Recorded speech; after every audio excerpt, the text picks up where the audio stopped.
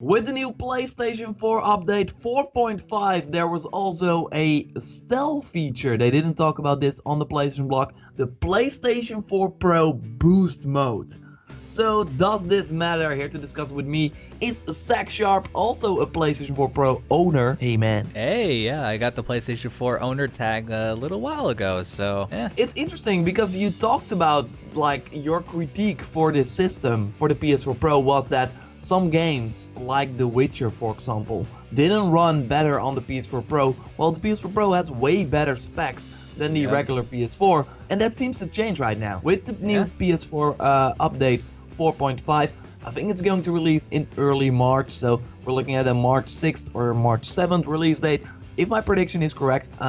Anyway, so yeah, when you can expect this boost mode. But what it does is that games that haven't been patched with a PS4 Pro patch, so if the game, for example, Shadow of Mordor has a PS4 Pro patch already, this boost mode doesn't do anything, because yeah, you can't like boost something that is already boosted. So it will just look at games, for example, Bloodborne, a really popular example, Witcher, GTA, that haven't got a PS4 Pro boost like patch, and enhances that experience a little bit. So it gives them more frame rate options and maybe even a better resolution as far as I understand. So yeah, it opens up the bigger capabilities of the PS4 Pro to those games. Well, yeah, first they were just the regular PS4 versions you were running. I saw some comparison videos, for example with Bloodborne. They went to like this area, you see it right now in the video, where a lot of enemies spawned, and you were killing that. And on the regular PS4, it like totally hinked, and yeah, there were some stuttering and stuff like that. With this PS4 Pro Boost Mode, it ran way more smoothly. So it still had some hitches here and there, because it's still like some sort of software-based improvement. I think that if they really made a Bloodborne PS4 Pro patch, they could really go more in depth. But this is better than nothing, and you really see that it does run smoother. And even The Witcher also runs just better, like what you come to expect from a better piece of technology than the PS4 was. So do you think I just wanted to mention that on there before you ask that question, because I'm pretty sure I know where you're going. On Polygon, they mentioned like a whole breakdown and everything, and they showed a picture of the interface that you'll boot up in system in order to enable it. And it says word for word, experience improved gameplay, including higher frame rates. It doesn't mention resolution or anything, just frame rate.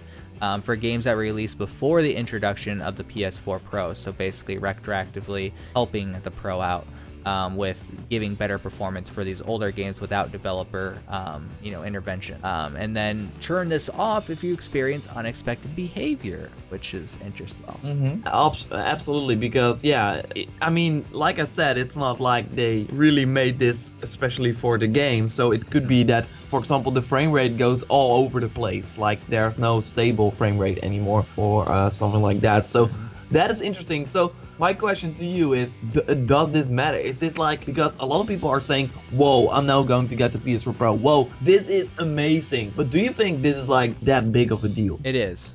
And I'll tell you why. Because when it comes down to it, one of the biggest complaints about the Pro, and a complaint that I had, which for me it made no sense, and this should have been here at launch, because you have a stronger piece of tech. You have games with variable frame rate.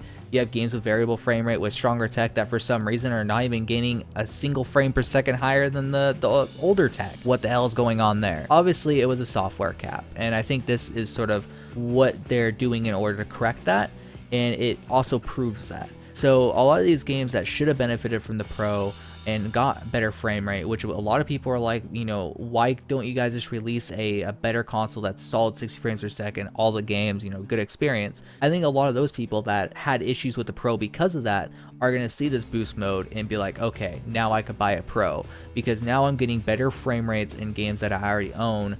On top of that, though, the new games that have Pro patches, or newer games, there's a lot of older games that have got Pro patches as well. Those will look better.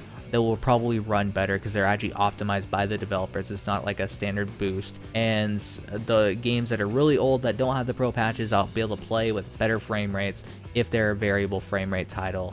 For example, like you mentioned, The Witcher, there's Project Cars, there's a good bit of games out there that are variable frame rate.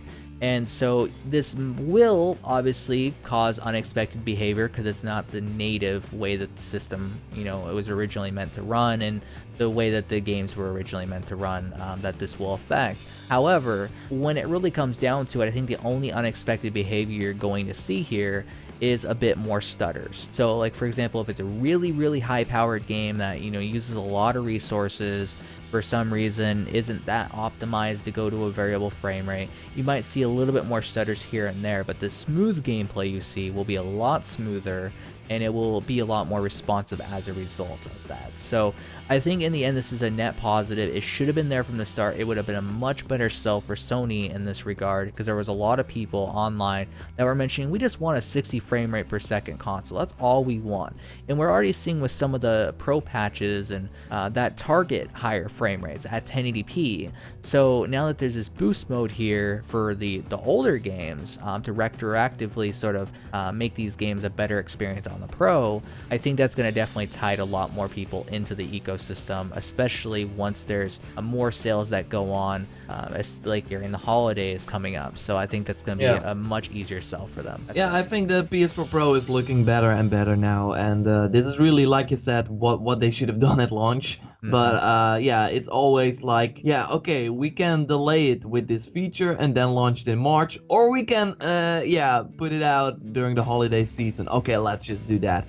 So that's probably why that still doesn't give them a pass, but that explains it a little bit. I would argue though that this isn't really that big of a deal, and that's mostly because all the upcoming games are already PS4 Pro supported. I talked about in a Horizon video. Of course, Horizon has an enormous amount of PS4 Pro support. It will really enhance the game a lot, according to Guerrilla Games, and from people that saw it running on the PS4 Pro. That it just doesn't cost a lot of effort to make this PS4 Pro game. The Helldivers developer said that it was 0.3% of the overall development cost was creating this PS4 Pro mode, and that's why we see a lot of other games also enhance or make it run well, or use the extra power of the PS4 Pro in their upcoming games. So then I think this boost mode is really for games that have developers that don't do this. So upcoming games that don't do it, because it really looks like all the upcoming games are PS4 Pro supported. So maybe some smaller games will then make use of this boost mode, or older games. And okay, older games like GTA, that's a big deal. But are you really going back to The Witcher with this boost mode? Maybe you haven't finished it yet, then it's cool. But I think that the owners of a PS4 Pro are hardcore gamers that probably, we are here sitting and we both have a PS4 Pro. I know we both didn't finish The Witcher 3, but I don't know if I'm ever going back to that game. But I can imagine that a lot of people that have these PS4 Pro already finished all those older games that are now boosted. So I don't think that this is like as huge to make you want to replay this whole game, because I think it helps though. I think it helps a lot, because there's a lot of people out there that don't necessarily buy every single new game that comes out. They have a collection that they like to play, and knowing that their collection is going to run better on this system now definitely does ease their mind. Because for example, there's games like Wolfenstein The New Order that was based off of dynamic resolution scaling to maintain a stable frame rate. And what that basically means is, if for example there's a high effect moment going on in the game, it's going to go away from its native resolution, which I'm not exactly sure what it is, but we'll just use 1080p, and it might drop down to say 900p in order to sort of compensate for a lot of effects on the screen. With this extra power, it won't need to do that anymore, so it'll stay as native. It won't be jarring to look at as it sort of dynamically scales its resolution, and it will keep the frame rate that it was originally designed to keep. And then also, Avalanche Studios apparently had issues with Just Cause 3, and it ran poorly on consoles, and it didn't really fare much better after patches were released. But with boost mode, it's reported that it's a lot smoother, so it holds its target of 30 frames per second much more reliably, thus making the experience much more playable for people who own that game. So I think that games that had issues originally with certain games may see this as a feature and be like, oh, if I buy a Pro, even though I game at 1080p, I'm getting a much better experience even with my older games. Like, sure, the new ones coming up, those are obviously going to have Pro patches, but for the games that I had before that maybe I didn't really enjoy as much as I could have because the frame rate was poor or whatever, they could buy this console and experience a smoother frame rate. Do I think it is a significant amount of people? No, I think that it will boost sales, but I don't think it's gonna just completely light the world on fire.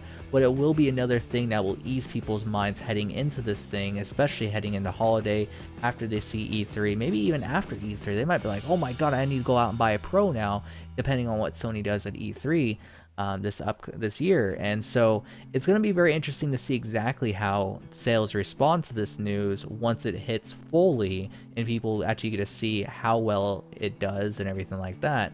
But I definitely think it's only a positive thing. I just wish it would have came at launch with the console, because there was a lot of people originally, and we even discussed it, why isn't this getting a Pro patch? Why isn't this getting a Pro patch? Yeah. What's going on here? They could have just been like, there's a boost mode, like you're good, and a developer wants to add more on top of that, then they can, but your games are going to perform better on the system regardless. And that would have been a great message. They still self-released this boost mode. I mean, it was really people that updated their PS4 with the new beta that saw this mode, as far as I know. So maybe they don't want to say to developers, we have this boost mode, because then the developers will maybe be, okay, then we will not use some resources to make this work.